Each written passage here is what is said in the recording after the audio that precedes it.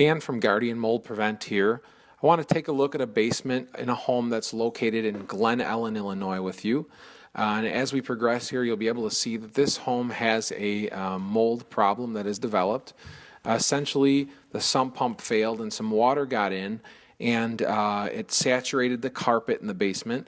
The carpet stayed wet for an extended period of time, so the base of the walls in this basement came in contact with that wet carpeting, and the drywall wicked that moisture up into the wall, and we'll have some growth down at the base of these walls and in the lower portions of the door frames as well. But as we pan around, I want you to notice that there's a very faint speckling all over these walls, and that is because the moisture content in the air in this basement is extremely high because the carpet is still wet and saturated, and because drywall is a high cellulose type item. It's it's a food source for mold growth, and it has the right temperatures, and it has moisture that it needs, essentially the humidity in the air to drive the growth. We see that we've got quite a bit of mold that's developed on the surfaces of the walls throughout this entire basement. Now, when we start looking down low at what is located here, you'll see that on the door frames, down where the actual moisture was, there's quite a bit of mold growth. In the floor plates, the framing inside the sump closet gives you a good look at what the framing looks like because it was wet. It stayed wet for quite some time. And you can just tell that overall, while this basement doesn't look like something out of a horror movie like we see so many times when basements flood and just get left for quite an extended period of time, the growth here is started to take root, and it's developing all over the surfaces of the building materials. Now I want to talk about what needs to happen in an instance like this. What we do is we come in, and the first thing we do is we seal the basement off from the rest of the living space to prevent cross-contamination.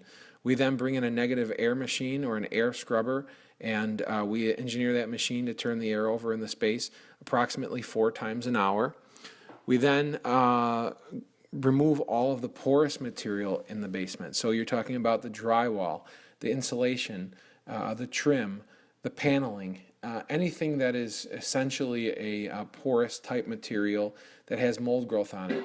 Because quite frankly, we just can't remove mold spores or mold growth from a porous material. So those items have to be physically removed, bagged, and then disposed of in the appropriate manner. Now you can see in this room here that there are there's a lot more mold that's developed. It's a little bit darker staining.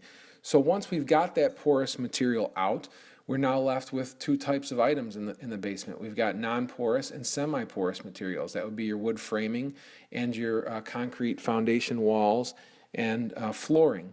What we do with those items is we treat them with a biocide, which is a product that kills mold on contact, and then we physically scrub those surfaces down to agitate the mold spores from the surfaces at hand, and then we treat everything with an acrylic-based mold-resistant coating that will prohibit mold growth on the actual applied coating surface.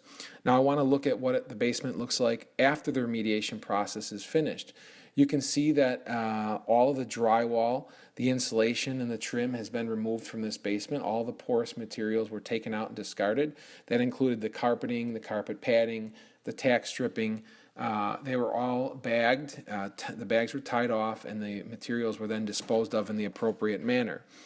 Then you can see that there's all the stud framing and the exposed foundation walls have a white appearance to them.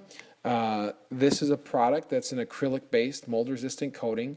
It's meant for the mold remediation industry. It's not your common Kills paint primer that Joe Contractor would use if he came in and promised you to take care of your mold issue. This is a product meant to be used for mold remediation.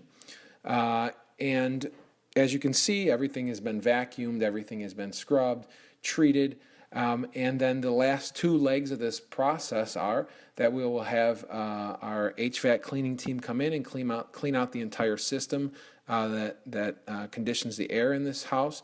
And then lastly, we'll have an independent third-party testing firm come in, run a battery of tests, and show that the air quality is at an acceptable level throughout the entire home.